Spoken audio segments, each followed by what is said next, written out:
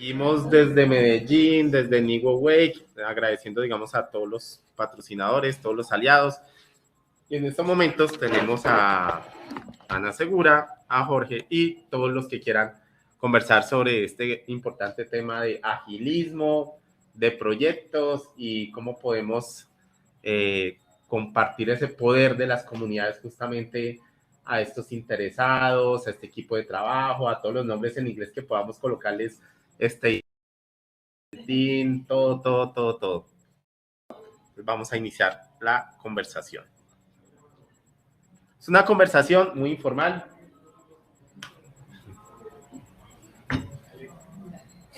Bueno, mucho gusto. Hola a todos. Hola a los que están acá. Mi nombre es Ana Segura. Hago parte de Vivor. Nosotros somos el primer social marketplace de la industria drone y de la comunidad drone 4.0.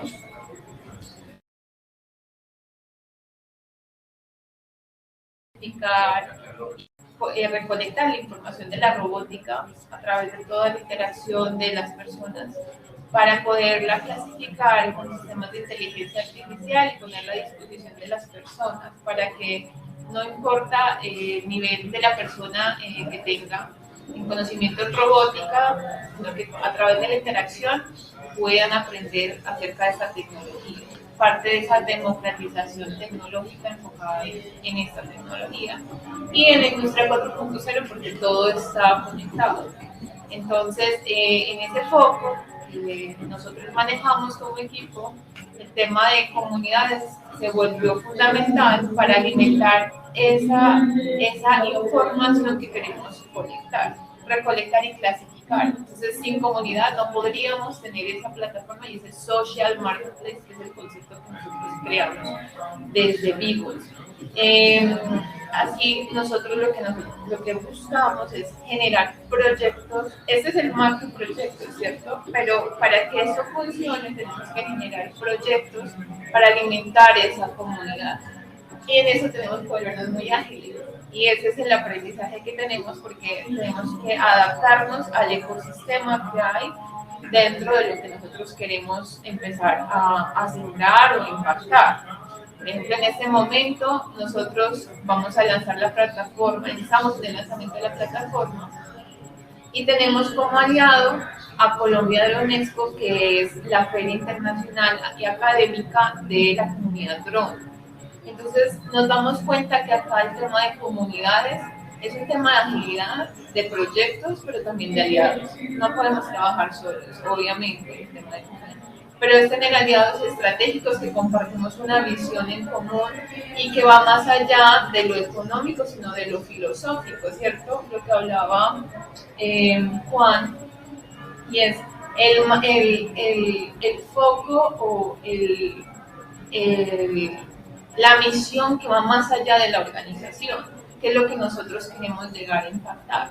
Y a veces esas visiones son tan amplias que los procesos ágiles se tienen que volver más específicos y queremos tocar diferentes puntos, entonces ahí es donde nosotros tenemos que ser muy selectivos para poder gestar proyectos en el corto plazo, pero que perduren en el largo plazo, ¿cierto?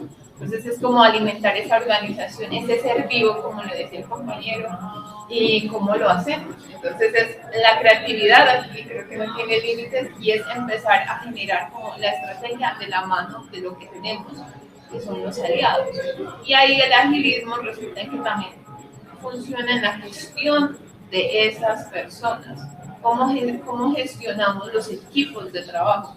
Que es el core fundamental que nosotros tenemos en los proyectos que realizamos, ¿cierto? Porque, como dije, nunca trabajamos solos. Y bueno, eso es como desde el aprendizaje que hemos tenido. No sé, tu aprendizaje, podemos seguir compartiendo lo que hacemos. No, vale, gracias, Ana. Bueno, mi nombre es Jorge Yepes, yo soy Scrum Master y llevo ya como más de 7 años trabajando con agilismo y marcos ágiles de trabajo y complementando un poco lo que tú dices. Bueno, hablando de comunidades y de agilismo, son dos conceptos que tienen mucha relación, pero que cuando se hablan o se se exponen así por sí solos, creemos que no tienen ninguna relación. Sin embargo, una empresa, una organización, una startup o cualquier empresa, para poder, digamos que, trabajar o crear comunidad, a su interior también debe funcionar como una comunidad o como varias comunidades conviviendo en la misma empresa. Si yo no logro esto dentro de mi misma empresa, no puedo crear una comunidad. Lo mismo pasa también con el agilismo. El agilismo se centra mucho en las personas, en cómo yo trabajo, en cómo mi equipo trabaja, en cómo la empresa, desde esos cambios que hablabas, se adapta de forma fácil al mercado, al cliente, pero creando también ecosistemas que finalmente vienen siendo comunidades. Anteriormente trabajábamos en empresas o estábamos acostumbrados a tener organizaciones en las cuales estaban separadas por islas. El departamento de comunicación, el departamento de marketing, el de producto, el legal, y eso realmente nos hace paquidérmicos, nos hace lentos. Y las ideas mueren o tardan mucho en salir o ejecutarse. Entonces, ¿qué busca el agilismo? Equipos autoorganizados, multidisciplinarios, es decir, equipos diversos, comunidades diversas, interdisciplinares, exactamente, que logren crear productos integrales y que de cierta forma se puedan lanzar al mercado de una forma ágil. Mientras antes un proyecto pasaba por varias etapas en diferentes áreas de la misma empresa, ahora van a haber células de trabajo que se llaman, que trabajan con un objetivo común y es sacar ese producto, ese servicio al mercado. Entonces, ahí es donde como que se encuentran como, o hay sinergia entre esto. Bueno, tú sabes más porque trabajas de cara con otras comunidades, pero hay que lograr eso para poder, digamos, que transmitirlo. Si no somos ágiles, no podemos transmitir, no trabajamos como comunidades interiormente de la empresa, no podemos crear comunidades fuertes. Súper importante lo que dices, porque realmente es como lo que está dentro se va a reflejar afuera, y eso es inevitable. Y creo que por eso es tan importante la metodología, porque a veces uno lo hace empíricamente. Realmente yo estoy en el área financiera, y lo que tú dices, yo no soy desarrolladora ni tampoco tengo en esa dirección máster. Está el equipo técnico allá, pero lo que sí me doy cuenta es que nosotros tenemos que actuar como una célula, ya no podemos actuar como esto es la cabeza, no, o sea, somos una célula que produce un resultado rápido en un momento, ¿cierto?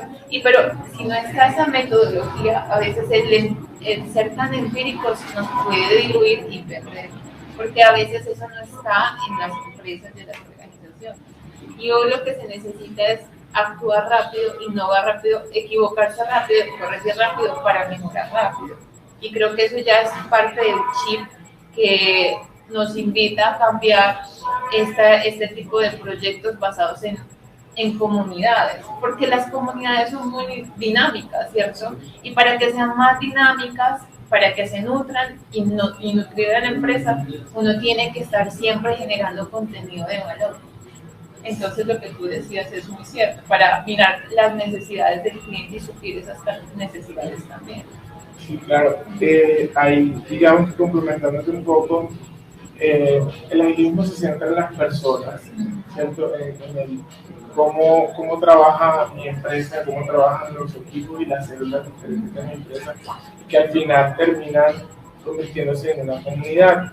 Hay un modelo de agilismo escalado que es muy popular y muy exitoso, y es el modelo de comunidad que tiene Spotify. Spotify al interior como empresa trabaja como comunidad. Y esto lo han escalado, lo llaman como trenes, lo llaman comunidades, pero al final digamos que ellos entendieron de que tenían que ser una plataforma lo suficientemente descentralizada para poder, digamos, que salir adelante y que, digamos, que cada proyecto que hay dentro de la empresa tuviera vía libre o que saliera sin tener como impedimento o stop en la misma empresa. Porque muchas veces las empresas tienen unos laboratorios de innovación súper buenos, una parte de productos súper buena, pero ¿qué pasa? Que al final cuando van a salir al mercado se chocan, antes de chocarse con la competencia, se chocan con ellos mismos. Se tropiezan, se autosabotean. Exactamente, hay como un autosabotaje. Entonces, digamos que Spotify como que lo entendió, de hecho ya patentó eso y pues lo liberó obviamente, y ya es libre y ahorita hay una versión de agilismo escalado basado en Spotify. Entonces, obviamente cuando ya tú llevas el agilismo escalado, porque ya, digamos que ya trajiste y las diferentes metodologías, los diferentes marcos de trabajo a la empresa, y luego de ahí escalas. O sea, no vas a escalar algo que todavía la gente no sabe qué es. Tiene que estar perdiendo una cultura organizacional. ¿Cuál es el marco? El por qué, el objetivo, la creación de los equipos o células de trabajo. Al final eso también ayuda a medir, digamos que la efectividad y productividad de los equipos de forma más fácil cuando ya tienes un tema escalado. Pero para poder escalar algo, como yo decía, hay que fortalecer primero el nacimiento y la cultura. Y también porque cuando tú hablas de agilismo, hablas de una ventana casi que infinita de marcos de trabajo, métodos, metodologías, y tú debes entender, o cada empresa debe entender cuál es la mejor metodología, el mejor método de trabajo. Incluso hay empresas que tienen diferentes marcos de trabajo dentro de la misma empresa para gestionar los diferentes proyectos y iniciativas que hay dentro. Entonces eso es un tema como muy minucioso, pero al final es una cadena. Pero lo que dijiste, hay dos puntos que significan descentralizado. ¿Qué significa descentralizado? O sea, tiene que ver con un tema de autonomía también dentro del rol de cada persona. Pero también otra cosa que dijiste es que tienen que haber unos marcos. O sea, supongo que también tiene que haber un líder que conecte ese agilismo. Entonces, ¿cómo funciona? Sí, mira, hay un rol que se llama Scrum Master que yo desempeño. Básicamente es la persona que vela porque el marco se cumpla. Y también propone el marco. Y propone el tipo de marco. Entonces es el garante como yo te necesito. Y tú me vas a enseñar. Exacto. Estoy perfecto. Exactamente. Entonces hay un marco que al final es un framework, es una caja de herramientas que al final pero necesita haber un garante porque somos muy de que, bueno, esto no me sirve así, ahora lo cambio y lo voy cambiando y lo voy transformando hasta cierto punto en el que ya esa metodología o ese marco de trabajo ya no es eso porque... Pero mutó, evolucionó. Sí, lo adapté a mi empresa de tal forma que ya no es eso. Entonces ahí pegamos, ¿cierto? Digamos que es una caja de herramientas, un framework, pero que tiene unos pilares importantes que la idea no es tumbarlos. Porque ¿qué pasa? Cuando nosotros como empresa, como startups, como organizaciones, nos llega el cambio o la transformación, somos muy de que no queremos aprender eso, entonces venga, yo sigo con lo viejo y medio le coloco esto, ¿sí me entienden? Entonces tenemos como ese miedo al cambio, a transformar los diferentes procesos o las formas de trabajo. Entonces tratamos como de hacer como un tutti frutti al final. Entonces como decimos no, porque es que lo hacemos así hace 10 años y no funciona, entonces hay que cambiarlo. Entonces, pero hace 10 años no tenías la cantidad de competencia que tienes hoy. Hoy día tus clientes, tus usuarios, exactamente, tienen 1000 opciones más y si no cambias, si no te adaptas a ellos, pues te cambian y ya. Exacto, o sea, simplemente sales a un lado porque dejaste de ser interesante. Una opción más. Y eso yo creo que por eso es tan importante el agilismo, porque la conexión o la interacción de tu equipo de trabajo puede generar esa diversidad y esa innovación para poder generar nuevas ideas, para suplirlas en el mercado. Porque tú dices, o sea, la competencia ahorita es desbordada. Ya lo que importa aquí es ser uno mismo y enfocarse en generar una idea que tenga pues una solución clara, pero uno también necesita esa interacción con el cliente. O sea, la interacción tiene que ir de adentro, pero también rápidamente hacia afuera, porque si me quedo acá adentro, yo necesito ese feedback, ¿cierto? Entonces, ¿cómo se conecta ahí con el cliente? Sí, porque el agilismo pone al usuario o al cliente Siempre, en el ese es el centro, centro. ¿cierto? Entonces, de hecho, hay 4 pilares y uno de los pilares más importantes es la colaboración. Y es colaboración en 2 vías. O sea, ¿cómo colaboro yo al interior de la empresa y cómo es la comunicación al interior de la empresa? ¿Cómo fluye? ¿Cómo colaboro yo con las diferentes áreas? ¿Cómo colabora mi área con las diferentes áreas? ¿Y cómo colaboro yo con el cliente? O sea, qué canales de retroalimentación o de feedback tengo yo con mi cliente de acuerdo a los productos y servicios que yo doy. Entonces, si yo no tengo esos canales, no voy a tener como esa colaboración. Otro pilar es la entrega de valor continuo. Entonces, yo le entrego a mi cliente, al usuario, de forma continua y de esa misma forma recabo o recojo feedback o retroalimentación del producto que le estoy entregando, de esa nueva funcionalidad, de ese nuevo feature, de lo que tú llames como dependiendo de lo que tú ofreces. Entonces, en ese sentido, como que, y también tenemos mejora continua y también tenemos reflexión. Es decir, yo entrego, el cliente me da retroalimentación, yo de esa forma colaboro con él y de esa retroalimentación que él me da, yo hago una reflexión y aplico la mejora. ¿Cierto? Digamos que aquí, digamos que nos abrimos y estamos abiertos a la mejora continua a través del feedback. Porque se supone que si nosotros estamos centrados en el cliente y el cliente no se siente cómodo o tiene, o sea, tenemos un mecanismo de recepción de feedback y luego aplicamos la mejora y luego se la entregamos. Entonces es un ciclo. Es un ciclo, se vuelve un ciclo. Exactamente. Lo que sí me llama la atención es que acá lo que sí tienes que tener como prerequisito es construir el canal. O sea, si no tienes construido el canal, no va a ser posible encontrar ese feedback y esa colaboración y esa reflexión. Entonces, esos canales, ¿cómo tienen que ser? Porque realmente, aunque no creo que haya un estándar, o de pronto sí, pero tiene que haber un canal construido. ¿Cómo son esos canales que digas, esto es lo mejor que nos ha funcionado desde la experiencia? Sí, mira, eso depende mucho del nicho de mercado y del tipo de usuario que tenga. Porque me he topado como con casos de empresas como que, sí tenemos una sección de PQRs y a través de ahí recabamos feedback. Sí, y además vas a ver el formulario y son como 20, 30 campos que tienes que llenar. Entonces, eso depende también como, o sea, si tú vas a decirle al cliente, ven, vamos a abrir un canal de comunicación, primero tiene que ser un canal accesible al cliente o al usuario. O sea, WhatsApp Business, la red social que utiliza más tu nicho de mercado, tus usuarios. Hay gente que lo utiliza mucho Instagram, WhatsApp o Facebook. Incluso también secciones de PQR y demás, pero temas muy, digamos que light, ¿cierto? ¿Sí me entiendes?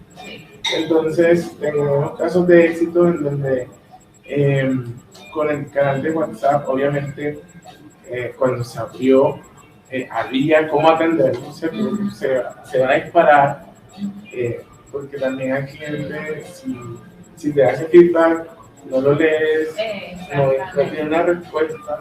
Rápida y oportuna. Ya gente no ve esto, gente no ve esto. ¿Sí me entiendes? La idea es como que cuando abras ese canal, sea un canal que te vas a poner atención. Construir esa relación de verdad, o sea, con atención. exactamente, y descubrir, de acuerdo con tu tipo de usuario, cuál es el canal más indicado. Hay personas o hay empresas que, digamos, que atienden, tenemos casos, por ejemplo, personas mayores, que no son como tan. Entonces, ¿cómo le voy a decir yo que WhatsApp, si la persona mayor que no utiliza WhatsApp, o si lo utiliza solamente envía notas de voz? Entonces, si envía notas de voz, tiene que tener un receptor que esté escuchando esas notas de voz que le responda con notas de voz. Entonces, Claro, en ese sentido. tienes que estudiar también entonces el cliente para poder saber cómo llegar a ese cliente y construir ese canal. Sí, mira que también hemos tenido casos de éxito en donde, por ejemplo, para incentivar que la gente participe, que dé feedback, que retroalimente, hay como hacen challenge, en donde digamos que si participas, dándonos como Unos incentivos. sí, y le damos incentivo, producto, membresía, descuento, bono, gift card, y la gente se emociona y pues ahí genera como esa. Ese es un reto, generar, o sea, el canal construirlo, pero sostenerlo y crear esa relación, yo creo que ese es un reto, porque las personas siempre están con tantos grupos, tenemos siempre tantos canales que uno dice al final como, bueno, participo, pero de repente participo y si me contestan ya me perdí lo que me respondieron porque de pronto se perdió esa comunicación. Entonces es como también algo que requiere mucha también inteligencia y también conexión, creo yo.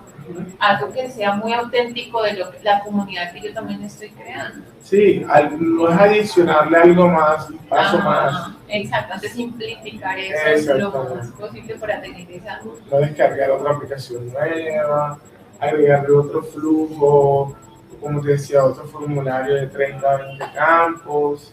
Incluso, digamos que hay ya empresas que lo hacen y lo hacen físico.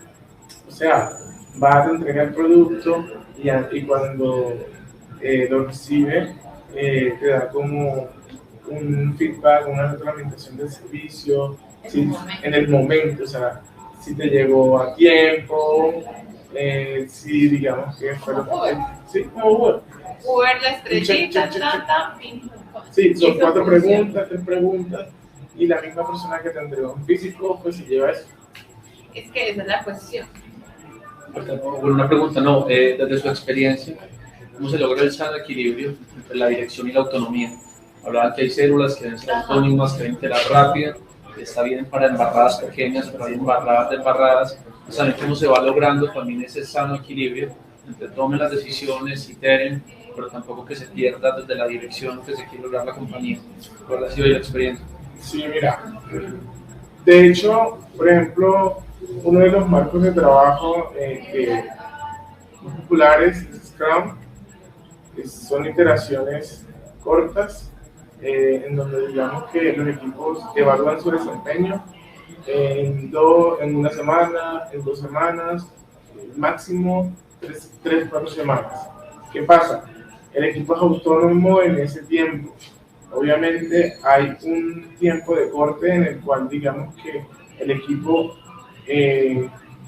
muestra lo que hizo, ¿sí me entiendes? Digamos que no es, te dejo a la autonomía 1 año, 6 meses, 2 meses, no, digamos que hay unos periodos de tiempo de corte en donde digamos que el equipo, digamos que empieza como a hacerse responsable del trabajo que tuvo asignado para 1 semana, para 2 semanas o para 3 semanas.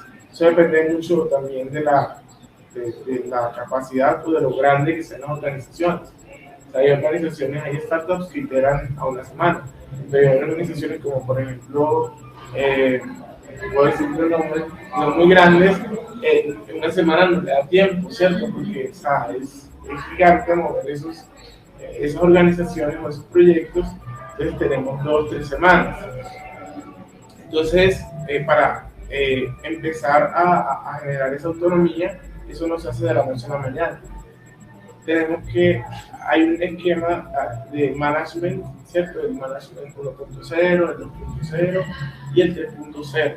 El 1.0 era como el management que está enfocado en solo horas hombre. El 2.0 está enfocado en, digamos que, el micromanagement.